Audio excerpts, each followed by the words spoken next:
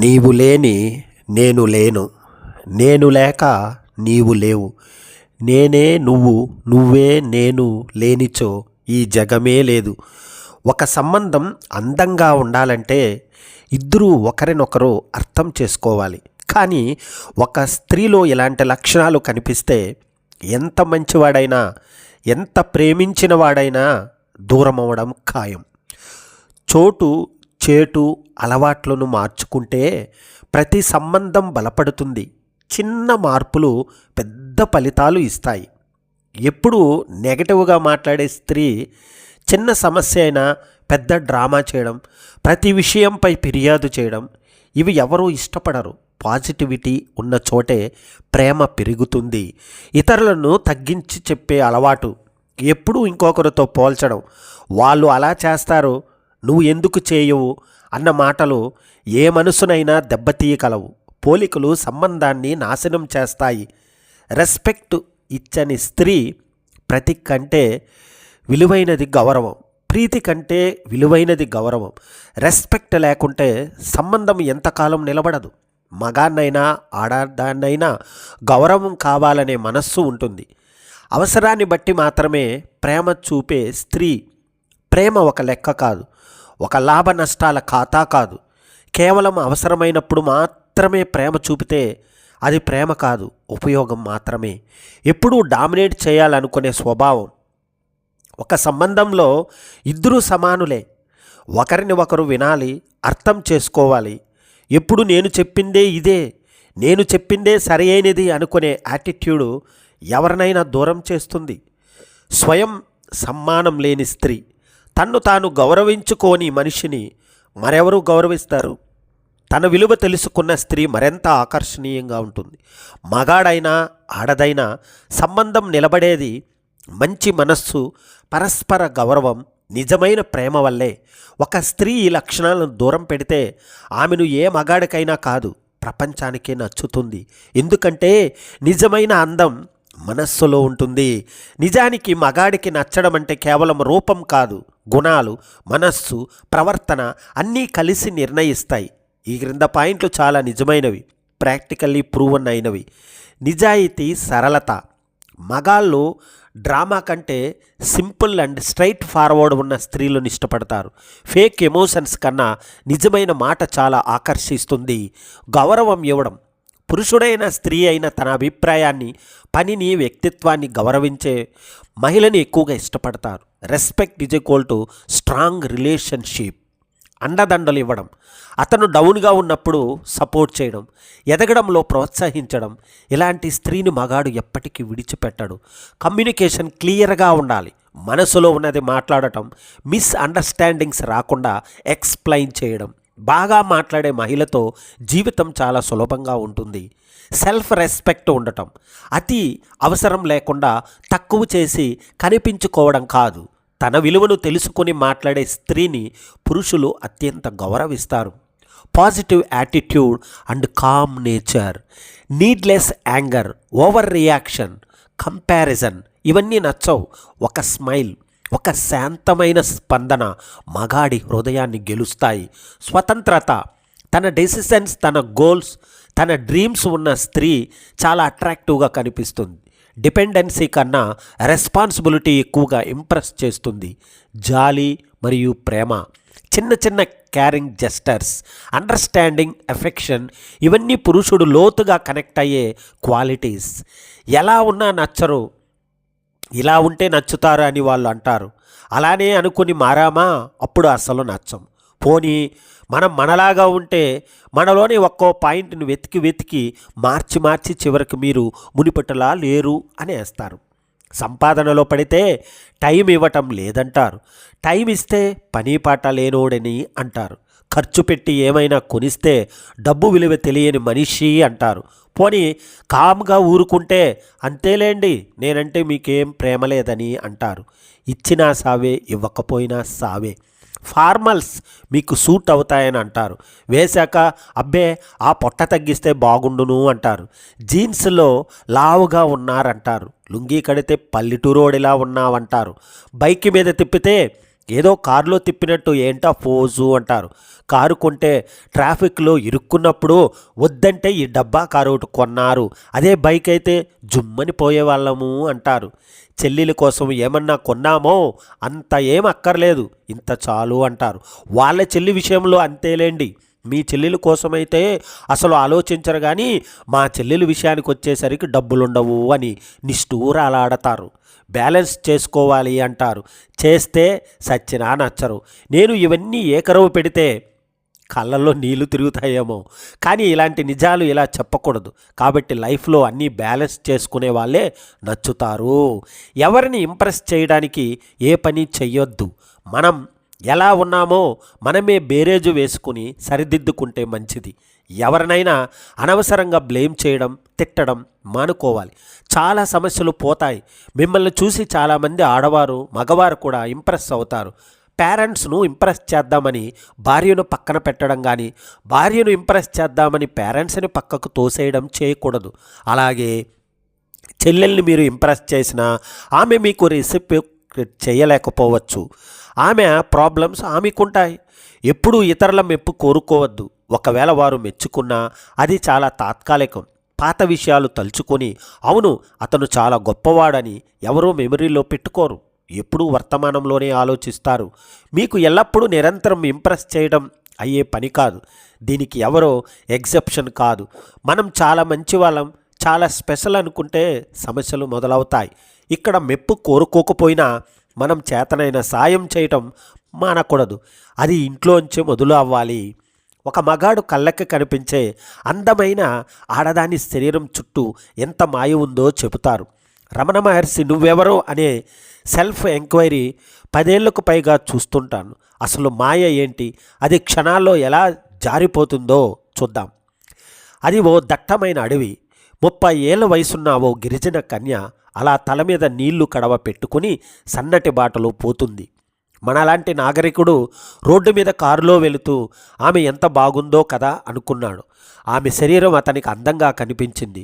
కోరిక అనే మాయ పుట్టించింది. ఆ పక్కనే ఓ పొదలో పొంచి ఉన్న ఓ పులి అదే శరీరాన్ని ఎలా కబలిద్దామా అని కాచుకుని కూర్చుని ఉంది. ఏది నిజం? పులి కళ్ళల్లోని ఆకల, మనిషి జననేంద్రియాల్లో కలిగే ఆకల? ఆ కారులో కూర్చున్న అతను 2 రోజులుగా అన్నం తినలేదు. ఇప్పుడు అతని జననేంద్రియాల్లో కోరిక కలుగుతుందా? ఉదరంలో ఆకలికి ఆమెను ఆర్తించి కనీసం కడవలోని నీళ్లతో కాస్త కడుపు నింపుకుంటాడా? అంటే కడుపు మాడుతుంటే కోరిక వెనక్కెళ్ళిపోయింది, కడుపు నిండితే కోరిక తన్నుకొచ్చింది. ఆ కోరిక సృష్టించింది ఎవరు? ఎండోక్రైన్ సిస్టమ్ ద్వారా మగాడిలో టెస్టోస్టెరాన్ హార్మోన్ నిక్షిప్తం చేసిన విశ్వమే కదా. అదే విశ్వం అదే మనిషిలో జఠరాగ్ని ద్వారా ఉదరపు ఆకలి సృష్టించింది. శరీరంలో ఓ కెమికల్ రిలీజ్ అయితే ఆలోచన పుట్టి ఫీలింగ్ పెరిగి పుట్టుకొచ్చే కోరికలు ఇవన్నీ. అంటే మనకు తెలియకుండా మన శరీరంలో అటానామస్ నెర్వస్ సిస్టమ్ ద్వారా ఉత్పత్తి అయ్యే కెమికల్స్కి మనం తోలుబొమ్మల్లాంటి వాళ్ళం.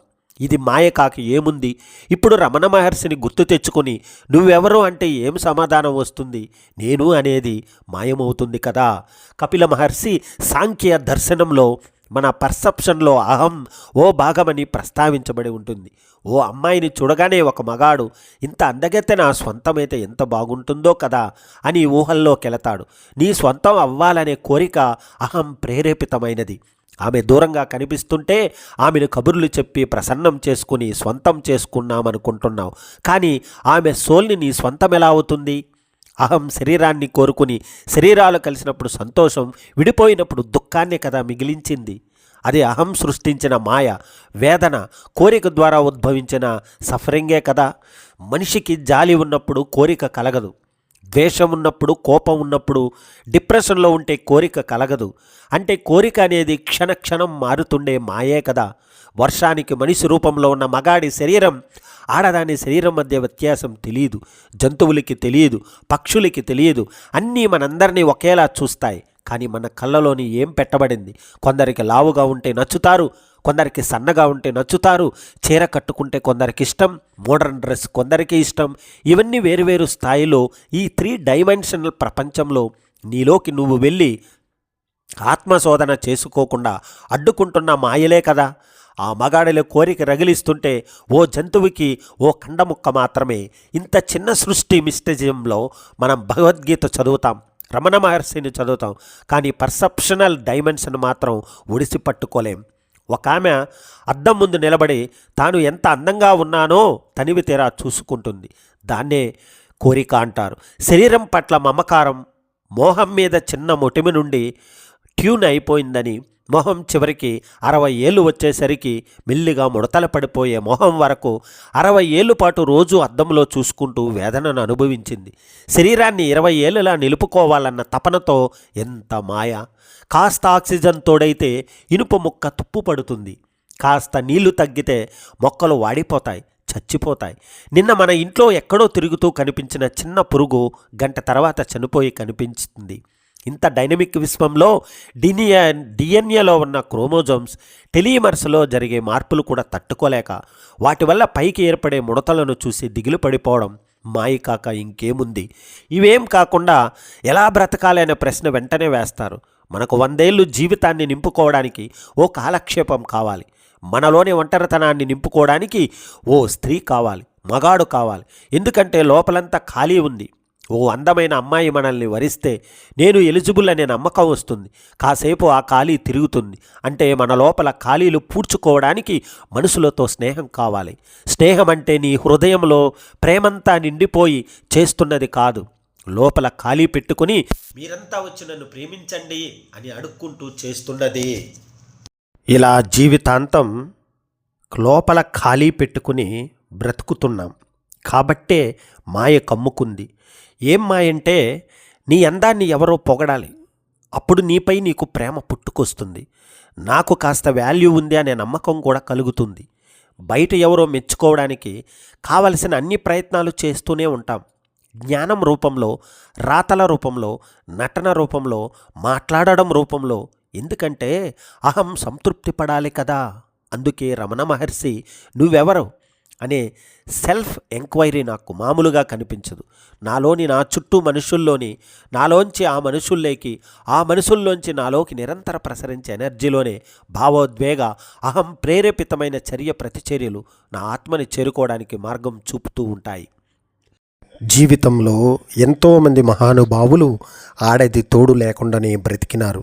అలాగే మగవాని తోడు లేకుండానే చాలామంది సన్యాసినులు బతుకుతున్నారు. సంసార బంధంలో కూడా పెళ్లి తర్వాత అనుకోని పరిస్థితులలో ఆడది తోడు లేకుండానే బ్రతికిన వారు ఈ సమాజంలో చాలామంది ఉన్నారు. కాకపోతే అందరికీ సాధ్యం పడదు. దానికి ఆత్మశక్తి, ఆత్మనిర్భరత, సహనము, ధైర్యము చాలా అవసరం. స్త్రీని చాలామంది అబలగా చూస్తారు. నాకైతే అపరశక్తి అని తెలుసు. ఆమె అపరశక్తి అయినప్పుడు మనము కూడా ఎందుకు జీవించకూడదు అని అనుకొని బ్రతకాలి. అందరికీ సాధ్యం కాదు కదా. స్త్రీ లేకుండానే బ్రతకాలంటే ఆ శక్తికి మించిన శక్తిని మనం సంపాదిస్తేనే మనకు సాధ్యమవుతుంది. పురుషులు సామాన్యంగా శక్తిహీనులు, దానికి తోడు దుర్వ్యసనాలతో ఇంకాస్త హీనులవుతారు. అందుకే వారిపై ఆధారపడి జీవిస్తారు. అందుకే చాలామంది భార్య చనిపోయిన కొంతకాలానికే శక్తి లేక పరమవధిస్తారు. అలా జీవించాలంటే శక్తి అవసరం. ఆ శక్తి కావాలంటే చిన్నప్పటి నుంచే బ్రహ్మచర్యం అవసరం. సంసారంలో కూడా బ్రహ్మచర్యం చాలా అవసరం. ఎవరి ప్రవర్తన వాళ్ళ అదృష్టాన్ని నిర్ణయిస్తుంది అంటారు. కానీ భార్యాభర్తల విషయంలో మాత్రం భార్య అదృష్టాన్ని భర్త, భర్త అదృష్టాన్ని భార్య నిర్ణయిస్తారు. భార్య ఉత్తమ ఇల్లాలు అయితే భర్త అదృష్టవంతుడు అవుతాడు. కళ్ళల్లో పెట్టుకుని చూసుకునే భర్త దొరికితే భార్య అదృష్టవంతురాలు అవుతుంది. బండలు మోయగలిగే కండబలం ఉన్నవాడి కంటే బాధ్యతలు మోయగలిగే గుండెబలం ఉన్నవాడు నిజమైన బలవంతుడు. పెళ్ళి ఎంత గొప్పగా చేసుకున్నావన్నది ముఖ్యం కాదు, నిన్ను నమ్మి తల వంచి తాళి కట్టించుకున్న భార్యని ఎంత ప్రేమగా చూసుకుంటున్నావన్నదే నిజమైన గొప్పతనం. సంసారం అనే బండికి భార్యాభర్తలు ఇరువురు 2 చక్రాల్లాంటివారు. బండికున్న 2 చక్రాల్లో ఏ ఒక్కటి సరిగ్గా లేకున్నా బండి సరిగ్గా నడవదు. అలాగే భార్యాభర్తల్లో ఏ ఒక్కరూ సరిగ్గా లేకున్నా ఆ సంసారం మంచిగా ముందుకు సాగదు, ఆ కుటుంబం ఆనందంగానూ ఉండదు. మగవాడు ఒక్క ఆడది దూరమైతే తట్టుకోలేడు, కానీ ఆడది తన పుట్టింటి కుటుంబానికి దూరమైన తన భర్త కోసము, తన పిల్లల కోసము తన బాధను గుండెల్లో దిగమింగుతుంది. ఓ ఆడజన్మ నీకు అమృతాభిషేకాలు. భర్త మదిలో స్థానం లేని ఇల్లాలి బ్రతుకు ఆత్మలేని శరీరంతో సమానం. బ్రతుకుతుంది కానీ ఊపిరాడే శవంలాగా. భార్య మనసులో బాధను భర్తకు చెప్పుకుంటూ కాస్త ఉపశమనం ఉంటుంది అని అనుకుంటుంది. కానీ భార్య బాధకు భర్తే కారణమైతే ఎవరికి చెప్పుకుంటుంది? తనలో తాను కుమిలిపోవడం తప్ప. స్త్రీ పురుషుడిలో ఏమీ చూడదు. అతడి మేధస్సు, అతడి పర్సనాలిటీ, జీవితంలో అతడు సాధించిన విజయాలు ఇవేవి ఆమెను ఆకట్టుకోలేవు. కేవలం తనని అతడు గుర్తించాడా లేదా అన్నదే ఆమెకు కావలసింది. ఏ బంధమైనా కోపంతో దూరమైతే కోపం తగ్గాక దగ్గరవుతారు. అదే బంధం బాధతో దూరమైతే మాత్రం ఎప్పటికీ మళ్ళీ దగ్గర కారు. ఎందుకంటే ప్రతిసారి బాధను తట్టుకునే ధైర్యం ఉండదు కాబట్టి. భార్యాభర్తలనే కాదు, ఏ ఇద్దరు వ్యక్తులు మధ్య అయినా మంచి సంబంధ బాంధవ్యాలు ఉండాలంటే ఎప్పుడు మన వైపే ఆలోచించకూడదు.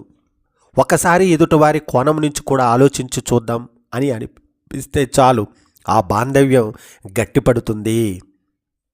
ఏ బంధంలోనైనా ఒకడుగు మనం, ఒకడుగు వాళ్ళు వేస్తేనే దగ్గరవుతాం. అన్ని అడుగులు మనమే వేస్తే మాత్రం చులకనవుతాము. భర్త అంటే అవసరమైనప్పుడు చేయి వేయడం, కోపం వచ్చినప్పుడు చేయి చేసుకోవడం కాదు. నిన్ను నమ్మి తన వాళ్ళందరినీ వదులుకొని నీ వెంట వచ్చిన భార్యను కంటతడి పెట్టకుండా చూసుకోవాలి. అంతేకాని పెట్టిందే తినాలి, ఏమన్నా పడాలి, బానిసగా ఉండాలి అనుకోకూడదు. భార్య భర్తను తిట్టేది బాధతోనే కానీ పనిపాట లేకో కాదు. భర్తను సాధించాలనో కాదు. తనలోని ఆవేదనను ఎవరికి చెప్పుకోలేక, భర్త కూడా అర్థం చేసుకోలేకపోతే ఆ బాధలో ఏదో ఉంటుంది. ఇద్దరి మధ్య అర్థం చేసుకునే గుణం ఉంటే చాలు, జీవితం సాఫీగా సాగిపోతుంది. జీవితాన్ని ఆటో పైలట్లో పెట్టద్దు. జీవితాన్ని ఆటో పైలట్ మోడ్లో నడిపిస్తూ గాలివాటంగా బతికేయకండి. ప్రణాళికబద్ధంగా జీవితాన్ని కొనసాగించడంపై దృష్టి పెట్టండి. ప్రతిరోజు, వారం, నెల, సంవత్సరానికి సంబంధించి స్పష్టమైన లక్ష్యాలు విధించుకోండి. వాటిని అందుకోవడానికి సాయి శక్తుల కృషి చేయండి. అప్పుడే గొప్ప జీవితం సొంతమవుతుంది. మీ ఆరోగ్యాన్ని ఇలా కాపాడుకోండి. మెదడు ఆరోగ్యం కోసం రోజు కనీసం ఒక గుడ్డు తినండి. గుండె భద్రంగా ఉండాలంటే నడక, వ్యాయామాలు చేయండి. చర్మ సమస్యలు తగ్గాలంటే ఉదయం ఎండలో గడపండి. కిడ్నీలు బాగుండాలంటే తగినంత నీరు తాగండి. వెన్నుముక పటిష్టంగా ఉండాలంటే కూర్చున్నప్పుడు, నిల్చున్నప్పుడు నిటారుగా ఉండండి. అవకాడోల్లో ఓలిక్ ఆమ్లం పుష్కలంగా ఉంటుంది. ఈ ఆరోగ్యకర కొవ్వు కీళ్లను బిగువుగా మార్చే ప్రోస్టాగ్లాండిన్స్ హార్మోన్లను ఉత్పత్తి తగ్గిస్తుంది. కీళ్ళు ఆరోగ్యానికి మేలు చేసే ఈ పండ్లను తరచుగా తీసుకోవడం అలవాటు చేసుకోండి. పాత అలవాట్లతో జీవితం మారదు. ఇప్పటి వరకు కొనసాగించిన అలవాట్లే ప్రస్తుతం మీ జీవితానికి కారణం. ఇంతకన్నా మెరుగైన స్థితికి చేరుకోవాలంటే కొత్తగా ఏ అలవాట్లు అలవర్చుకోవాలో తెలుసుకోండి. అంతేకాదు, మీకు ఉపయోగపడిన పాత అలవాట్లను తక్షణం త్యజించండి. అప్పుడే మీరు కోరుకున్న లక్ష్యాన్ని వేగంగా చేరుకోగలరు. ఉదయాన్నే ఈ తప్పులు చెయ్యొద్దు. నిద్ర లేచిన వెంటనే ఫోన్ చూడటం, నీళ్లు తాగకపోవడం, బయట ఎండలో నిల్చోకుండా పడక గదిలోనే ఉండటం, ప్రతికూల ప్రభావం చూపే వార్తలు చదవడం, వ్యాయామం, ధ్యానం చేయకపోవడం, బ్రేక్ఫాస్ట్ మానేసి కాఫీ మాత్రమే తాగడం. ఎవరో నిన్ను బాధ పెట్టారని వాళ్ళు తిరిగి బాధపడాలని ఎప్పుడూ కోరుకోకు. తెలియక బాధ పెడితే క్షమించు. తెలిసి బాధ పెడితే తీర్పు కాలానికి అప్పగించు. నువ్వు మాత్రం ప్రశాంతంగా జీవించు. మనిషిగా పుట్టినవాడు తప్పులు చేయకుండా, మధ్యతరగతి వాడు అప్పులు చేయకుండా బ్రతకడం దాదాపు అసాధ్యం. మనిషి ఎంత ధనవంతుడైనా సరే బాధను అమ్మలేడు, మనశ్శాంతిని కొనలేడు. బయట శత్రువుల కన్నా నీలోని బలహీనతలే నీకు బలమైన శత్రువులు. ఎంత బలమైన అంటే నీ విజయాన్ని కూడా చాలా సులభంగా అపజయంగా మార్చగలవు. కనుక నీ బలహీనతల్ని జయించు. అవకాశం ఆకాశం నుంచి రాదు, అరచేతి గీతలలోనూ ఉండదు. అలిసిపోని గుండెల్లో ఉంటుంది, అంతులేని పట్టుదలలో ఉంటుంది. ఎదుటోడు తగ్గుతున్నాడు కదా అని మరీ అతి చేస్తే ఇచ్చే ఆ కాస్త మర్యాదను కూడా కోల్పోతావు. కొంత సమయం ఓర్పుతో, నిగ్రహంతో వేచి చూస్తే ఎన్నో యుద్ధాలను, నష్టాలను అరికట్టవచ్చు. పడ్డవాడు ఎప్పుడూ చెడ్డవాడు కాదు. ఎంత మిగిలి ఉందో తెలియకుండానే ఖర్చు పెడుతూ పోతున్నామా? కాలాన్ని జాగ్రత్త. జీవితంలో కొన్ని దశలు వస్తూ ఉంటాయి. మనం అన్నీ కోల్పోతున్నట్లుగా అనిపించే సమయాలు, ఆశలు, సంబంధాలు, ధైర్యం అన్నీ నశిస్తున్నట్లుగా అనిపిస్తుంది. ఆ క్షణంలో మనసు ఎంతగానో బలహీనపడుతుంది. భవిష్యత్ అంతా కూడా చీకటిగా కనిపిస్తుంది. కానీ ప్రకృతి మనకు అద్భుతమైన పాఠం చెబుతుంది. చెట్లు ప్రతి సంవత్సరం తమ పచ్చని ఆకులను వదిలివేస్తూ ఉంటాయి. అవి ఖాళీగా నిర్జీవంగా కనిపిస్తాయి. ఎందుకంటే అవి తెలుసుకుంటాయి వసంతం మళ్ళీ వస్తుందని, కొత్త ఆకులు మళ్ళీ చిగురుస్తుంది. ఇది మన జీవితానికి ఒక గొప్ప ఉదాహరణ. మనం కూడా చెట్లులాగానే ఉండే నష్టాలు వస్తాయి. మనతో ఉన్నవారందరూ కూడా దూరం అవుతారు. మన కలలు కూడా చెదిరిపోతాయి. కానీ ఇది శాశ్వతం కాదు. ప్రతికూల పరిస్థితులు ఎప్పుడూ మనకు కూడా తాత్కాలికం మాత్రమే. చెట్లు ఆకులను వదిలి కూడా జీవించేలా కూడా కష్టకాలాన్ని సహనంతో ఎదుర్కోవాలి. మన బలం, మన విలువ ఆకులలాగా బయటి కాదు. మన అసలు శక్తి మన లోపలే దాగి ఉంటుంది. మన ధైర్యంలో, మన ఆశలో, మన ఓర్పులో. నిజానికి చెట్లు ఆకులు వదిలేదే బలహీనత వల్ల కాదు, అది కొత్త జీవితానికి నాంది కల్పించడానికి. అలాగే జీవితంలో మనం కోల్పోవడం అంటే మన జీవితంలో కొత్త అవకాశాలకో, కొత్త విజయాలకో కల్పించడం. ప్రతి నష్టం కూడా ఒక పాఠమే. ప్రతి విఫలత ఒక దారి చూపే గురువే. ప్రతి బాధ మనలో కొత్త శక్తిని పెంచే సాధనమే. చెట్లు ఎప్పుడు కూడా వాటి వేర్లు పైన ఆధారపడతాయి. ఆకులు పోయినా, కొమ్మలు ఎండిపోయినా వేర్లు బలంగా ఉంటాయి. అది మళ్ళీ జీవిస్తుంది. అలాగే మనకు మన విలువలు, మన సత్యం, మన ఆత్మవిశ్వాసం అనే పేర్లు బలంగా ఉంటే ఎవరు కూడా మనల్ని కోల్చలేరు. కాబట్టి జీవితం ఖాళీగా అనిపించే సమయాల్లో ఇది గుర్తుంచుకోండి. ఇది ముగింపు కాదు, ఇది కొత్త ఆరంభానికి ముందు వచ్చిన విరామం మాత్రమే. మీరు నిలబడితే, సహనంతో ఎదురు చూస్తే మళ్ళీ మంచి రోజులు తప్పకుండా వస్తాయి. ఆ రోజులు మీకు మరింత బలంగా, మరింత గొప్పగా, మరింత ప్రకాశవంతంగా మారుతాయి. జీవితంలో ప్రతిదీ కోల్పోయినట్లుగా అనిపించే సమయంలో మనం చెట్లను చూసి నేర్చుకోవాలి. అవి ఆకులు కోల్పోయిన ఆశను కోల్పోవు. అలాగే మనం కూడా ఓర్పుతో, ధైర్యంతో నిలబడితే కొత్త ఆశలు తప్పకుండా వస్తాయి. నష్టాలు శాశ్వతం కావు, కానీ మన ధైర్యం శాశ్వతమైనది. కాబట్టి పడిపోవద్దు, నిలబడండి, ఎదురు చూడండి. ఎందుకంటే మీ జీవితంలో వసంతం తప్పకుండా వస్తుంది. గుర్తించుకోండి, ప్రతి నష్టం ఒక పాఠం, ప్రతి బాధ ఒక బలం. మనిషి జీవితం అనేది అనేక ఎత్తు పల్లాలతో నిండిపోయి ఉంటుంది. అందులో విజయం, పరాజయం, ఆనందం, బాధ, నష్టం అన్నీ సహజమైన భాగాలు. కానీ చాలా నష్టాన్ని ఎదుర్కొన్నప్పుడు, బాధను అనుభవించినప్పుడు జీవితమంతా చీకటిగా అనిపించే నిస్పృహలో పడిపోతారు. అయితే లోతుగా ఆలోచిస్తే నిజానికి నష్టం, బాధ ఇవి శాపాలు కావా, ఇవే జీవితానికి గొప్ప ఆశీర్వాదాలు. ప్రతి ఒక్క పాఠం జీవితంలో ఏదైనా కోల్పోవడం అనేది మనకు ఆపదలా అనిపించవచ్చు, కానీ ఆ నష్టం మనకు కొత్త స్థానం నేర్పుతుంది. మీరు కోల్పోయిన ఉద్యోగం మీకు కొత్త అవకాశం నేర్పుతుంది. మీరు కోల్పోయిన సంబంధం నిజమైన విలువ ఉన్న వ్యక్తులను గుర్తించమని నేర్పుతుంది. మీరు కోల్పోయిన డబ్బు కష్టంలో సంపాదించిన దాన్ని సరిగ్గా కాపాడుకోవడం నేర్పుతుంది. నష్టం అనేది వెనుకడుగు కాదు, అది మన బుద్ధిని పదును పెట్టే ఒక శిక్షణ. నష్టాలు లేకుండా మనిషి జాగ్రత్తగా, తెలివిగా, అనుభవజ్ఞుడిగా మారడం. విద్యార్థి పరీక్షలో విఫలమైతే అది అవమానం కాదు, అది తన బలహీనతలు తెలిసేలా చేసే ఒక్క పాఠం. ఒక్క వ్యాపారి డబ్బు కోల్పోతే అది అంతం కాదు, తప్పులు గుర్తించి మరింత తెలివిగా ముందుకు సాగమని చెప్పే పాఠం. ప్రతి బాధ ఒక బలం. బాధ అనేది మనిషిని లోపల నుంచి కుదిపేస్తుంది, కానీ అదే బాధ మనలో దాగి ఉన్న శక్తిని కూడా మేలుకొలుపుతుంది. శారీరక బాధ మనకు ఆరోగ్యం విలువను నేర్పుతుంది. మానసిక బాధ మనలోని సహనాన్ని పెంచుతుంది. హృదయపు బాధ మనలో కరుణను, ఇతరుల బాధను అర్థం చేసుకునే గుణాన్ని పెంచుతుంది. బాధలు లేకపోతే మనిషి బలవంతుడు కావడం అసాధ్యం. బంగారం అగ్నిలో కాల్చినప్పుడే మరింత మెరిసిపోతుంది. అలాగే మనిషి కూడా బాధలో కాలినప్పుడే నిజమైన బలాన్ని సంపాదిస్తాడు. ఒక తుఫాను వచ్చినప్పుడు వేర్లు బలంగా ఉన్నాయంటేనే చెట్లే నిలబడుతుంది. అలాగే బాధను ఎదుర్కొన్నప్పుడు మనలోని నిజమైన బలం వేర్లులా బలపడుతుంది. జీవితం మనకు ఎప్పుడూ సుఖమే ఇవ్వదు, ఎప్పుడూ విజయమే కూడా ఇవ్వదు. కొన్నిసార్లు నష్టం, కొన్నిసార్లు బాధ తప్పనిసరిగా వస్తాయి. కానీ విఫలం అవ్వడానికి కాదు, కోల్పోవడము కాదు, మనల్ని మలచడానికి వస్తాయి. ప్రతి నష్టం మనకు ఒక కొత్త దారిని చూపుతుంది. ప్రతి బాధ మనలో ఒక కొత్త శక్తిని నింపుతుంది.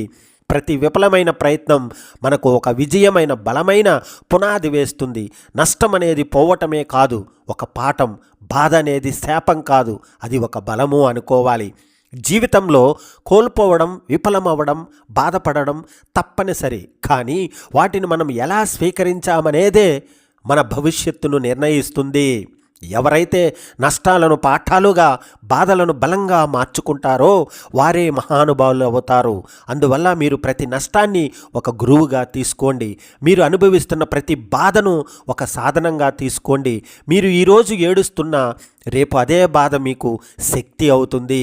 మీరు ఈరోజు కోల్పోయిన రేపు అదే నష్టం మీ విజయానికి కారణమవుతుంది. కాబట్టి గుర్తుపెట్టుకోండి, ప్రతి నష్టం మీకు ఓ కొత్త బుద్ధిని ఇస్తుంది. ప్రతి బాధ మీకు ఓ కొత్త బలాన్ని ఇస్తుంది. జీవితంలో కష్టాలు, బాధలు, విపత్తులు ఎప్పటికీ తప్పవు. ఎవరు ఎంత ధనవంతులైనా, ఎంత తెలివైన వారైనా, ఎంత ప్రతిభావంతులైనా సరే కష్టాలను మాత్రం తప్పించుకోలేరు. కానీ ఎవరు ఆ కష్టాలను ఎలా ఎదుర్కొంటారనే దానిపైనే వారి విజయం, పరాజయం అనేది ఏర్పడుతుంది. సమస్యలను చూసి భయపడేవారు ఎప్పుడూ బలహీనులుగానే మిగిలిపోతారు. కానీ వాటిని ధైర్యంగా ఎదుర్కొనేవారు మానవత్వానికి నిజమైన ఉదాహరణగా నిలుస్తారు. ధైర్యం అనేది కేవలం బాహ్య శక్తి కాదు, అది మనస్సులోని నమ్మకం, హృదయంలోని అచంచల విశ్వాసం. ఒక వ్యక్తి కష్టాలకు ఎదురైన కలత చెందడు అంటే అతను భౌతికంగా ఎంత బలవంతుడు అన్నది ముఖ్యం కాదు. అతని మనస్సు ఎంత బలమైనదో, అతని ఆత్మవిశ్వాసం ఎంత గొప్పదో అన్నది ఎంతో ముఖ్యమైనది. కష్టాలను తప్పించుకోవడం తాత్కాలిక ఉపశమనాన్ని ఇవ్వచ్చు, కానీ వాటిని ఎదుర్కోవడం శాశ్వత బలాన్ని ఇస్తుంది. జీవితాన్ని ఒక సముద్రయానంలా ఊహించుకోండి. అలలు ఎప్పటికీ ఆగవు. ఎప్పుడు కూడా ప్రశాంతమైన సముద్రం అనేది ఉండదు. అలలు రాకుండా సముద్రయానం చేయడం అసాధ్యం. అదేవిధంగా కష్టాలు లేకుండా జీవితం అనుకోవడం కూడా సాధ్యం కాదు. కానీ మంచి నావికుడు ఎప్పుడూ అలల నుండి పారిపోడు, అతని అలలతో పోరాడి ముందుకు సాగుతాడు. అదే నిజమైన ధైర్యం. కష్టాలను ఎదుర్కొనే ధైర్యం కలిగిన వాడు భయంపై గెలుస్తాడు. భయం మనస్సును బంధించే గొలుసు లాంటిది. ఇక దానిని తెంచితే ధైర్యం. ప్రతి సమస్య వెనుక ఒక అవకాశం దాగి ఉంటుంది. ధైర్యంగా ఎదుర్కొనేవాడే పట్టుకోగలడు. ప్రతి కష్టం మనిషిని పరీక్షిస్తే మరింత బలవంతుణ్ణి చేస్తుంది. సమస్యలను ఎదుర్కొనే వ్యక్తి ఓర్పు, ఆత్మవిశ్వాసం, సహనం వంటి లక్షణాలను సంపాదిస్తాడు. కష్టాలను ఎదుర్కోకుండా పారిపోయేవారు బలహీనమైన గడ్డి పరక లాంటివారు. గాలి కొంచెం బలంగా వేస్తే కూలిపోతారు. కానీ ధైర్యంగా నిలిచేవారు ఆకాశాన్ని తాకే పర్వతం లాంటి వారు. ఎంత తుఫాను వచ్చినా నిలకడగా ఉంటారు. జీవితంలో ఎప్పుడూ గుర్తించుకోవలసిన విషయం, కష్టం శత్రువు కాదు, అది ఒక గురువు. బాధ శాపం కాదు, ఒక బలం. సమస్యలు అడ్డంకులు కావు, అవి కొత్త మార్గాలకు సూచనలు. అందుకే మనిషికి ఉండాల్సిన ముఖ్య లక్షణం ధైర్యం. కష్టాలు మనల్ని భయపెట్టడానికి రావు, మనలోని శక్తిని బయటకు తీసుకురావడానికి బాధలు వస్తాయి. మనల్ని బలహీనులను చేయడానికి రావడానికి, మనలోని శక్తిని బయటకు తీసుకురావడానికే వస్తాయి. దృఢమైన వ్యక్తులుగా మార్చడానికి వస్తాయి. వాటిని చూసి వెనక్కి తగ్గడం అంటే మనసు ఓడిపోవడం, వాటిని ఎదుర్కోవడం అంటే మనిషి గెలవడం. కాబట్టి కష్టాలు వచ్చినప్పుడు మనసులో పెట్టుకోవలసిన మాట, నేను భయపడను, నేను వెనక్కి తగ్గను, నేను ఎదుర్కొంటాను. ఇలాంటి ధైర్యం ఉన్నప్పుడే ఏ సమస్యనైనా మనిషి జయించగలడు, ఏ కలనైనా నిజం చేసుకోగలడు. అహంకారం మమకారాన్ని ఏనాటికి ఓడించలేదు. మమకారం తన మాధుర్యంతో అహంకారాన్ని సైతం మార్చివేయగలదు. జీవితంలో కొన్నిసార్లు ఒంటరిగా నడవలసిన సమయం రావచ్చు. అది కష్టంగానే ఉంటుంది. కానీ ఆ ఒంటరితనమే డబ్బు విలువ, చదువు విలువ, మనుషుల విలువ, కష్టం విలువ, జీవితం విలువ అనేది నేర్పిస్తుంది. మనుషులు ఎప్పుడు ఎలా ఉంటారో ఎవరికీ తెలియదు. ఎప్పుడు దండలు వేస్తారో తెలియదు, ఎప్పుడు నిందలు వేస్తారో తెలియదు. అందుకే పొగడతలకి పొంగిపోకూడదు, నిందలకి కృంగిపోకూడదు. ఎత్తుకు ఎదగాలంటే కూర్చుని ఆలోచిస్తే కాదు, కష్టపడి చెమట చిందిస్తేనే సాధ్యమవుతుంది. నాకు తెలిసి ఏ దేవుడు స్వయంగా వచ్చి సహాయం చేయడు. సహాయం చేసేవాడే దేవుడు. చేసిన సహాయమే దైవము. గెలిచి చూపించు. నీకోసం కాదు, నిన్ను అవమానించిన వారి కోసం కూడా కాదు, నిన్ను నమ్ముకున్న వారి కోసం. ప్రశాంతంగా ఉన్నవాడే లైఫ్లో ఏదైనా సాధించగలడు. సానుకూల ఆలోచనలు ఉన్నవాడికి ఆనందం ఎప్పుడూ నీడలా వెంటే ఉంటుంది. కావాలని దూరంగా ఉంటే వారిని కదపకపోవడమే మంచిది. కారణాలతో పని ఏముంది? కాదనుకున్నాక నచ్చినప్పుడు మాట్లాడి నచ్చనప్పుడు మాట్లాడకపోవడానికి మనం ఏమన్నా టిష్యూ పేపర్ కాదు కదా. అన్నీ తెలిసినా ఏమీ తెలియని వాడిలా ఉండాలి. కొండంత తెలిసినా రవ్వంత తెలిసిన వాడిలా ఉండాలి. శక్తిమంతుడుగా ఉన్నా శక్తిహీనుడిగా నటించాలి. తక్కువగా మాట్లాడాలి, ఎక్కువగా నేర్చుకోవాలి. ఇతరులకు చెప్పాలనే శ్రద్ధ కంటే తాను నేర్చుకోవాలనే శ్రద్ధ ఎక్కువగా ఉండాలి. అప్పుడు నీవు శాంతిగా బ్రతుకుతావు. ముక్కుసూటిగా ఉన్నది ఉన్నట్టు మాట్లాడి చూడు, నీ పక్కన ఒక్కరు కూడా ఉండరు. అబద్ధాలు చెబుతూ లేనిది కల్పించి మాట్లాడి చూడు, చుట్టూ ఓ పెద్ద గుంపే ఉంటుంది. జీవితంలో ఆనందాన్ని అందించే ఒక తలుపు మూసుకుంటే మరో తలుపు తెరుచుకుంటుంది. కానీ మనం మాత్రం ఆ మూసిన తలుపు వైపే చూస్తూ మన కోసం తెరిచిన తలుపును చూడకుండా వదిలేస్తున్నాము. పోగొట్టుకున్న ఆనందం అన్నిసార్లు కోల్పోయిన చోటే దొరకదు. ప్రతిసారి అక్కడే వెతక్కు. చిన్న పని కదా అని అలక్ష్యం చెయ్యకండి. చిన్న విత్తనం నుండే మహావృక్షం ఉద్భవిస్తుందని మరువకండి. నీ చుట్టూ ఉండే పరిస్థితుల ప్రభావం వల్ల నీ ప్రవర్తనలో మార్పు కనిపిస్తుంది. అది నీకు తెలియకపోయినా నీతో ఉండే వారికి అర్థమవుతుంది. జీవితంలో కష్టాలు, కన్నీళ్ళు, సంతోషము, బాధ ఏవీ శాశ్వతంగా ఉండవు. కాలం ఎప్పుడూ ఒకేలా ఉండిపోదు. ఆనందం, ఆవేదన కూడా అంతే. నవ్వులు, కన్నీళ్ళు కలగలిసినదే జీవితం. కష్టము శాశ్వతము, సంతోషము శాశ్వతం కూడా కాదు. జై హింద్, వందే మాతరం.